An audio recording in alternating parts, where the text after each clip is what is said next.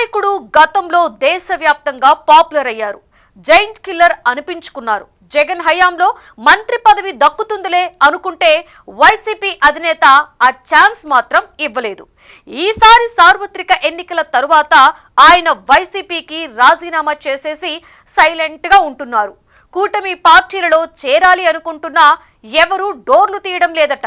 ఇప్పుడు పేకాట ఇష్యూను ముందు పెట్టుకుని పవన్ ని కలవాలని ఉవ్విళ్ళూరుతున్నారట. సేనాని కరుణిస్తే జనసేనలో చేరాలని ఆశపడుతున్నారట. ఇంతకు ఎవరా నేత, ఏంట కథ?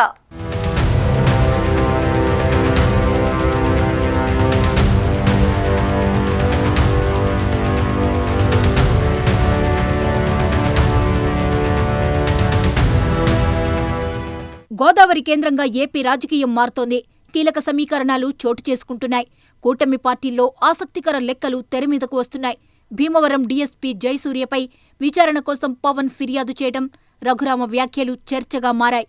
ఇప్పుడు ఈ వ్యవహారంపై గ్రంథి శ్రీనివాస్ స్పందించారు. రఘురామ చెప్పింది నిజమని చెప్పుకొచ్చారు. పవన్ను కలుస్తానని, అసలు గుట్టు విప్పుతానని గ్రంథి చేసిన వ్యాఖ్యలు సంచలనంగా మారాయి.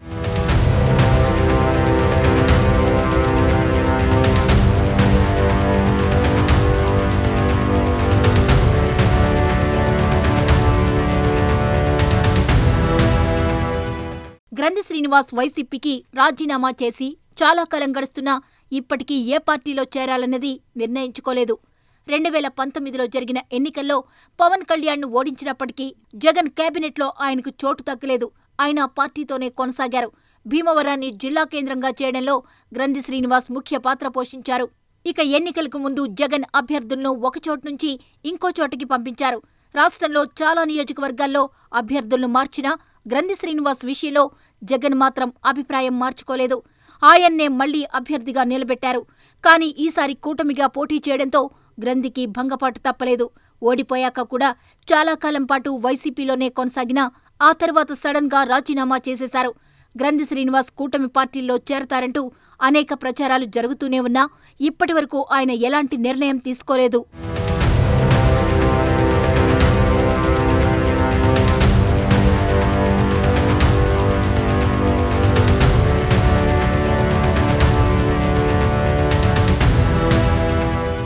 భీమవరంలో పేకాట నిర్వహణ, డీఎస్పీ జయసూర్యపైన పవన్ ఫిర్యాదు అంశం, దీనిపైన డిప్యూటీ స్పీకర్ రఘురామ చేసిన కామెంట్స్ రాజకీయంగా కూటమిలో చర్చగా మారాయి. కాగా ఇప్పుడు స్పందించిన మాజీ ఎమ్మెల్యే గ్రంథి శ్రీనివాస్ కీలక వ్యాఖ్యలు చేశారు. భీమవరంలో పేకాట వ్యవహారంపై పవన్ కళ్యాణ్ స్పందించడం హర్షణీయమన్నారు గ్రంథి. తాను పవన్ను కలిసి అన్నీ చెప్పాలని ఉందని, తనకు అపాయింట్మెంట్ ఇస్తే అన్నీ బయటపెడతానని చెప్పుకొచ్చారు. ఇక భీమవరంలో జరుగుతున్న పలు అంశాలపై కూడా గ్రంథి స్పందించారు. భీమవరంలో 14 నెలలుగా క్లబ్ నుండి డబ్బు వసూలు చేస్తున్న వాళ్లు 2 నెలలుగా ఆదాయం రాకపోవడంతో పోలీస్ అధికారిని టార్గెట్ చేశారని చెప్పారు. ఆ పోలీస్ అధికారి మీద పవన్ కళ్యాణ్ కు ఫిర్యాదు చేయడం చాలా దారుణమని గ్రంథి వ్యాఖ్యానించారు. పోలీస్ అధికారి పేకాట ఎప్పుడు ఆపారో అప్పుడు వాళ్లకు వ్యతిరేకమయ్యారని గ్రంథి చెప్పుకొచ్చారు. 2 నెలలుగా పేకాట ఆపారని వివరించారు. కూటమి ప్రభుత్వం వచ్చిన తర్వాత 14 నెలలు పేకాట జరిగిందని చెప్పారు.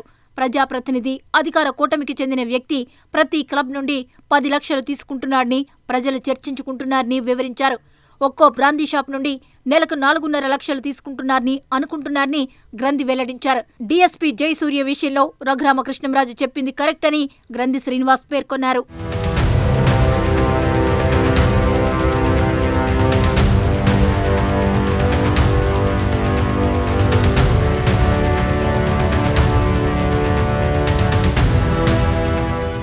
పేకాటకు సంబంధించి భీమవరంలో ఏం జరుగుతుందో అన్నది మొత్తం గుట్టు తాను విప్పుతానని గ్రంథి శ్రీనివాస్ అంటున్నారు. ఇక డీఎస్పీ జయసూర్య మీద కూటమిలో కొందరు మద్దతుగా మాట్లాడుతుంటే మరికొందరు వ్యతిరేక గళం వినిపిస్తున్నారు. ఈ నేపథ్యంలో మాజీ ఎమ్మెల్యే గ్రంథి శ్రీనివాస్ భీమవరం డీఎస్పీకే మద్దతుగా మాట్లాడడం విశేషంగా చూస్తున్నారు. అంతేకాదు ఆయన కొన్ని సంచలన వ్యాఖ్యలు చేశారు. కూటమి ప్రభుత్వం ఏర్పడ్డాక గడిచిన 17 నెలల కాలంలో 14 నెలల పాటు సాగిన పేకాట దందాలను ఉక్కుపాదంతో డీఎస్పీ అణిచివేశారని చెప్పారు. అందుకే ఇప్పుడు ఆయన మీద పనిగట్టుకుని కొంతమంది పవన్ కు ఫిర్యాదు చేశారని హాట్ కామెంట్స్ చేశారు. దీంతో ఇది ఒక్కసారిగా కూటమిలోనూ సీరియస్ చర్చకు తావిస్తోంది. భీమవరంలో జూద శిబిరాల్లో లోగుట్టేంటో పవన్కే అన్ని విషయాలు చెప్పి లోగుట్టు పూర్తిగా బట్టబయలు చేస్తానని గ్రంథి శ్రీనివాస్ అంటున్నారు. అయితే తనకు పవన్ అపాయింట్మెంట్ ఇవ్వాల్సి ఉంటుందని ఆయన చెబుతున్నారు. భీమవరంలో క్లబ్బుల్లో పేకాట జరుగుతుందన్నారు. ఈ 14 నెలల మట్టి జరుగుతున్న పేకాట వ్యవహారంలో ఒక ప్రజాప్రతినిధి లేదా అధికార కూటమికి సంబంధించిన ఒక వ్యక్తి ప్రతి క్లబ్ నుంచి 10 లక్షల రూపాయలు తీసుకుంటున్నాడని, ఒక క్లబ్లో అయితే కనుక తను సొంతంగా 5 లక్షల బ్యాంక్, 5 లక్షల బ్యాంక్ అంటే నాకు అది సరిగ్గా తెలియదు కానీ అంటున్నారు, బయట చెప్పుకునేది ఏంటంటే 5 లక్షల బ్యాంక్ ఒకటి ప్రత్యేకంగా నిర్వహించుకుంటున్నారని. అంతేకాకుండా ఇంకా అనేక విషయాలు చర్చించుకుంటున్నారు ప్రజలు. బ్రాందీ షాపులకు సంబంధించి ఒక్కో షాప్కి నెలకి 4.5 లక్షల రూపాయలు తీసుకుంటున్నారని, ఇలాగే ఇంకా అనేక ప్రధానమైన ఆరోపణలు ఎన్నో చాలా ఉన్నాయి. ఇవన్నీ కూడా ఎక్కడికక్కడ ప్రజల్ని అడిగితే ఆటోమేటిక్గా ఎవరికాళ్ళు చర్చించుకుంటున్న విషయం ఇదంతా కూడా. నేను కొత్తగా చెప్పింది ఏమీ లేదు. భీమవరం నియోజకవర్గంలో ప్రజలందరికీ తెలుసు, మీడియాకి తెలుసు, అఫీషియల్స్కి తెలుసు, అందరికీ తెలుసున్న విషయం ఇది. అంతేకాదు రాష్ట్ర వ్యాప్తంగా ఉన్న కూటమి ఎమ్మెల్యేలకు అందరికీ కూడా తెలుసున్న విషయం. ఇది ఎవరు చేస్తున్నారు, ఇది దీని వెనక పాత్ర ఏమిటి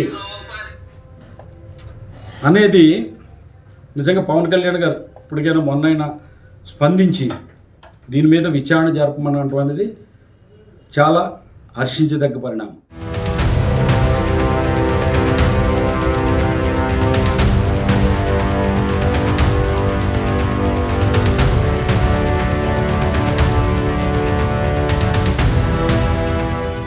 ఇదిలా ఉంటే గ్రంథి శ్రీనివాస్ గతంలో పవన్ ని ఘాటుగా విమర్శించారు. ఆయన వైసీపీలో 5 ఏళ్ల పాటు ఎమ్మెల్యేగా ఉన్నప్పుడు పవన్ మీద తీవ్రస్థాయిలోనే విమర్శలు చేసేవారు. అయితే 2024లో ఓటమి పాలయ్యాక ఆయన నెమ్మదిగా వైసీపీకి దూరమయ్యారు. కుదిరితే టీడీపీ లేకపోతే జనసేనలో చేరాలని చూస్తున్నారని అంటున్నారు.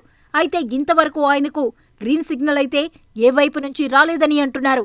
ఈ క్రమంలో భీమవరంలో పేకాట జూదం ఇష్యూ హైలైట్ కావడంతో దానిని ముందు పెట్టుకుని పవన్ ని కలిసే ప్రయత్నం చేస్తున్నారా అన్న చర్చ సాగుతోంది. భీమవరంలో అంగబలం అర్ధబలం కలిగిన నేతగా, బలమైన నాయకుడిగా ఉన్న గ్రంథి శ్రీనివాస్ కి పవన్ కనుక అపాయింట్మెంట్ ఇస్తే భీమవరం రాజకీయం మొత్తంగా మారుతుంది అని అంటున్నారు. అయితే తాను ప్రస్తుతం రాజకీయాల నుంచి దూరంగా ఉన్నానని ఆయన చెప్పారు. తాను ఏ పార్టీలో చేరేది అన్నది ఇప్పుడే ఏమీ అనుకోలేదని కూడా అంటున్నారు.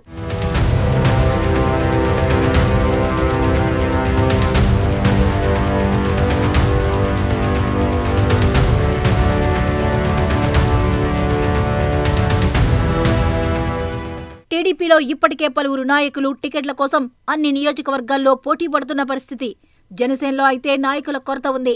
అందుకే జనసేనలో చేరేందుకు వైసీపీ మాజీలు ఇంట్రెస్ట్ చూపుతున్నట్లు తెలుస్తోంది. ఇప్పటికే బాలినేని, కిలారు రోషయ్య లాంటి నేతలు జనసేనలో చేరిన సంగతి తెలిసిందే.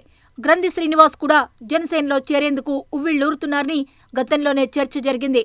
గ్రంథి శ్రీనివాస్ భీమవరంలో 2004లో కాంగ్రెస్ నుంచి, 2019లో వైసీపీ నుంచి విజయం సాధించారు. 2024 ఎన్నికల్లో జనసేన నుంచి పోటీ చేసిన పులపర్తి రామాంజనేయులు చేతిలో ఓడిపోయారు. ఓటమి తర్వాత వైసీపీకి రాజీనామా చేశారు. అయితే గ్రంథి శ్రీనివాస్ గతంలో పవన్ ను ఓడించడం, ఆ తర్వాత ఆయన గురించి పవన్ చేసిన వ్యాఖ్యలతో ఇప్పుడు జనసేనలో అదే నేతను చేర్చుకుంటే విమర్శలకు ఆస్కారం ఇచ్చినట్లవుతుందనే వాదన కూడా ఉంది. అసలు కూటమి పార్టీల్లో గ్రంథికి అవకాశం దక్కుతుందా, లేదంటే తిరిగి ఆయన మళ్లీ వైసీపీ గూటికి చేరుకుంటారా, లేదంటే ఆయన ప్రకటించినట్లే ప్రత్యక్ష రాజకీయాలకు దూరంగా ఉంటారా అన్నది కాలమే తేల్చాలి.